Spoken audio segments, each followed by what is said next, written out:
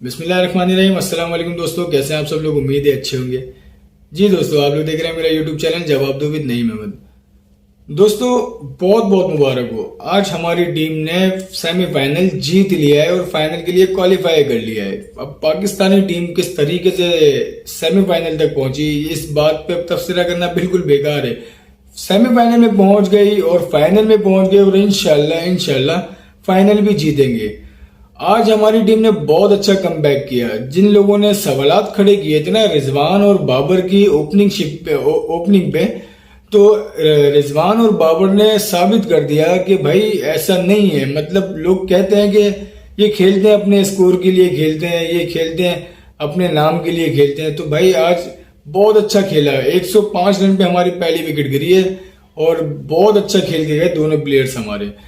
एक जज्बा नजर आया आज, जैसे कि आपने देखा जो मैच ये जिम्बाब्वे से हारे थे, जिम्बाब्वे से हारने के बाद टीम के अंदर है ना बड़ा मतलब मायूसी सी एक पैदा हो गई थी। तो उस मायूसी को खत्म करते हुए आज एक बहुत बड़ा इन्होंने कमबैक किया और न्यूजीलैंड जो एक हॉट फेवरेट थी, लोगों का कहना तो ये था कि ये जो वर्ल्ड कप है न्यूजीलैंड का ही है। तो खैर अब ये जीत गए और अब जो कल एक और सेमीफाइनल है वो है इंडिया और इंग्लैंड का। अब यहां जो जीतता है, अगर इंडिया जीतता है तो फिर फाइनल का आपको पता है, फाइनल फिर दुनिया भर में कितना पैसा लग जाना है फिर इस फाइनल के ऊपर। और हम तो हैं गरीब मुल्क, अल्लाह ना करे, पहले से दुआ तो ये करे कि ये सेमीफाइनल में इंडिया हार जाए तो ज्यादा अच्छा है। हमारी टीम जो है इंडिया को बहुत बुरी तरह मारने की, हराने की सलाहियत रखती है। ये इंडिया को खुद भी पता है किस तरीके के इनको गंदे गंदे मैच मारे इंडिया को हमारी टीम ने, ये इंडिया को पता है। लेकिन फिर जो दूसरे मामलात आ जाते हैं और फिर जो अभी जो इसी वर्ल्ड कप में जो मैच हुआ था इंडिया पाकिस्तान का, उसमें एम्पायर साहब ने जितनी मेहरबानियां की हैं इंडिया की टीम के ऊपर वो सब आपको पता है। तो ऐसा अगर मैच हो जाता है ना, जैसे ये पिछला मैच हुआ था इंडिया पाकिस्तान का और इंडिया जिस तरह से जीत गया था, तो ये इस तरह की जीत जो है वो बिल्कुल भी बर्दाश्त नहीं होती। और हम तो इंडिया पाकिस्तान का मैच हो ना तो कमजोर दिल वाले, छोटे दिल वाले तो ना ही देखे तो अच्छा है। चलें जी, अब आते हैं सियासत की तरफ। अब शुरू करते हैं पहले एमकेएम पाकिस्तान से।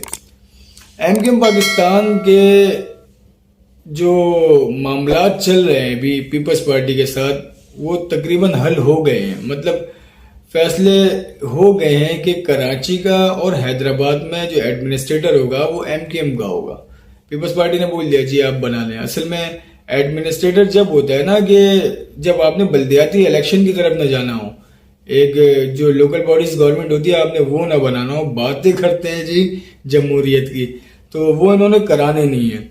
तो इसलिए एडमिनिस्ट्रेटर की नाम हो अभी फाइनल नहीं हुए। अब एमकेएम पाकिस्तान में नाम ढूंढा जा रहा है, शख्स ढूंढा जा रहा है कि कौन इतना मतलब अच्छा एक काबिल बंदा हो जो एडमिनिस्ट्रेटर हम बनाए।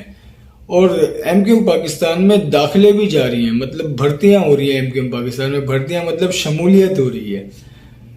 अभी कामरान टिसौरी साहब की बहुत बड़ी शमूलियत हुई थी, फिर उसके बाद जो करम नवाजी आप लोगों ने देखी। अब आज जो है काशिफ इंजीनियर साहब की शमूलियत हुई है एमकेएम पाकिस्तान में।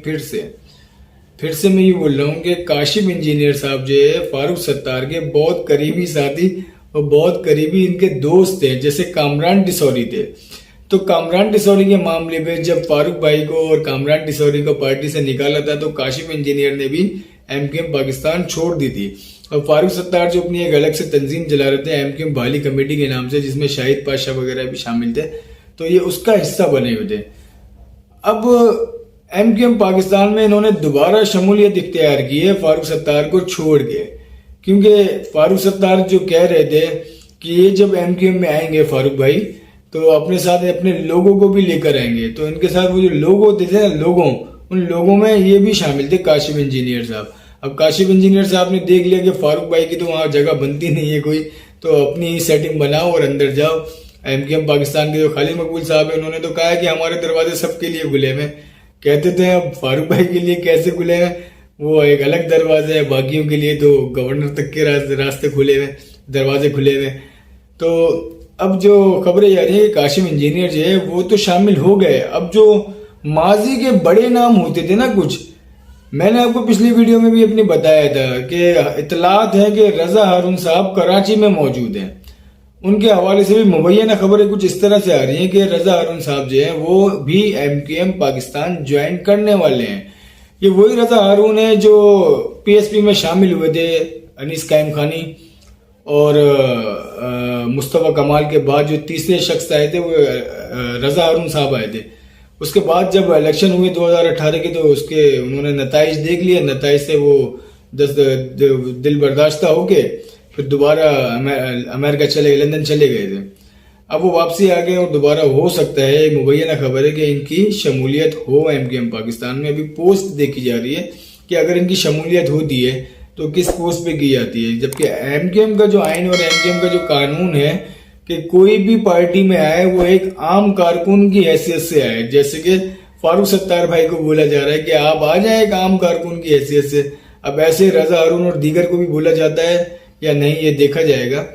और इसके अलावा एक इतला और ये भी आ रही है कि एक खबर चल रही है MQM लंदन के एक साबिक कन्वीनियर होते थे नदीम नुसरत साहब, जो कि एक पार्टी यहां पर भी चला रहे हैं, वॉइस ऑफ कराची के नाम से एक तंजीम चला रहे हैं।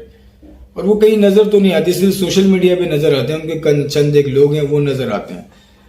इतलात कुछ है इस तरह से और ये बड़ी गलत खबरें चल रही है, मतलब इनके ऊपर है ना कोई कान न धरे, इस तरह का स्टेटमेंट आ भी गया है MQM लंदन के हवाले से कि नदीम नुसरत को बानी कायद अल्ताफ हुसैन साहब जो हैं उन्होंने लॉन्च कर दिया है अपनी बहाली के लिए, यानी कराची में काम करने के लिए। तो ऐसा कुछ भी नहीं है, क्योंकि नदीम नुसरत के जो मामलात है वो बानी MQM के साथ वो बहुत ही मुख्तलिफ किस्म के हैं। मतलब इनके जो इख्तलाफ हैं वो आप इससे अंदाजा लगा लें कि वो फारूक सत्तार, मुस्तफ़ा कमाल जैसे इनसे इख्तलाफात हैं नदीम नुसरत से। नदीम नुसरत ने जब पार्टी छोड़ी है, MQM लंदन को छोड़ा है, उसके बाद से वो अमेरिका में है। अमेरिका से वो बैठ के वो अपनी एक अलग तंजीम चला रहे हैं वॉइस ऑफ कराची के नाम से। अब वॉइस ऑफ कराची के जो चेयरमैन है नदीम नुसरत, उनके ऊपर अमेरिका में पहले 2 हमले हो चुके हैं, जिसका उन्होंने बराह रास्त इल्जाम जो लगाया वो अल्ताफ हुसैन साहब पे लगाया कि ये होने वाले हमले अल्ताफ हुसैन ने करवाए। तो अब नदीम नुसरत अगर यहाँ पे इनके लिए काम करते हैं, इस तरह की कोई इतला आती है तो वो बिल्कुल गलत खबर है, ये अफवाहें, इन पे कान ना धरें। इस तरह कह दिया गया, आवाजें कुछ इस तरह से आ रही हैं। आप सोशल मीडिया पे देखें, ये जो खबरें हैं सारी मुबैना खबरें कि नदीम नुसरत आ रहे हैं नहीं आ रही, सारी जो खबरें ये सारी ट्विटर पे चल रही है। खैर जी, अब आते हैं वजीर आजम शहबाज शरीफ साहब के ऊपर। वजीर आजम शहबाज शरीफ इस वक्त लंदन में घूम फिर रहे हैं, अपने भाई के साथ बैठे हुए हैं और सुनने में ये आ रहा है कि कोई बड़ी अहम जो तैनाती है ना उसके हवाले से मशावरत हो रही है। अब वो अहम तैनाती क्या है, अब तो हर बंदा जानता है वो अहम तैनाती क्या है। तो उस हवाले से कुछ मुबैना खबरें ये भी आ रही हैं कि जो अभी हमारे जो मौजूदा आर्मी चीफ हैं वो एक्सटेंशन लेने जा रहे हैं, लेकिन ये एक्सटेंशन उनको दी जा रही है, मतलब वो अपनी मर्जी से नहीं ले रहे, उनको जो वजीर आजम पाकिस्तान शहबाज शरीफ साहब हैं वो दे रहे हैं उनको एक्सटेंशन, और ये एक्सटेंशन चंद माह के लिए होगी। और जो दूसरी खबर है, जो हमारे आसिम मुनीर साहब हैं, जनरल आसिम मुनीर, उनको भी 4 स्टार जनरल जो है वो बना दिया गया है, जिससे उनकी भी जो 27 तारीख को रिटायरमेंट होनी थी अब वो भी नहीं होगी। अब वो भी मतलब उनकी भी सर्विस अब और आगे चलेगी। ये बड़े अच्छे जर्नल है जो इनका सुनने में आता है, नाम तो मैंने सुना भी था पहले, लेकिन काम जो अब इनके सुनने में आ रहा है, ये हाफिज कुरान है और बहुत अच्छे हैं।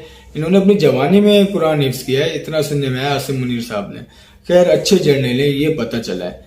तो अब इनको 4 स्टार जनरल बना दिया गया है। इनके जो सर्विस है अब उसमें भी एक्सटेंशन दे दी गई है। अब हो सकता है कि चंद माह बाद आसिम मुनीर साहब भी जो है वही आर्मी चीफ हमारे बने, और ये बड़े काबिल ऑफिसर हैं, सब जानते हैं इनको। और मेरिट पे भी अगर देखे तो नाम पहला इन्हीं पे आता है।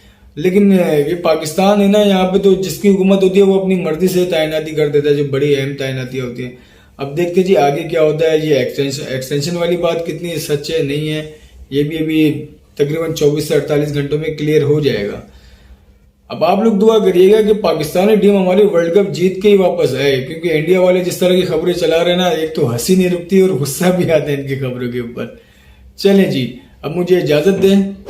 मेरी वीडियो अच्छी लगे तो उसे शेयर करें, लाइक करें और मेरे यूट्यूब चैनल को लाजमी सब्सक्राइब करें। अब मुझे इजाज़त दें, अल्लाह हाफिज़।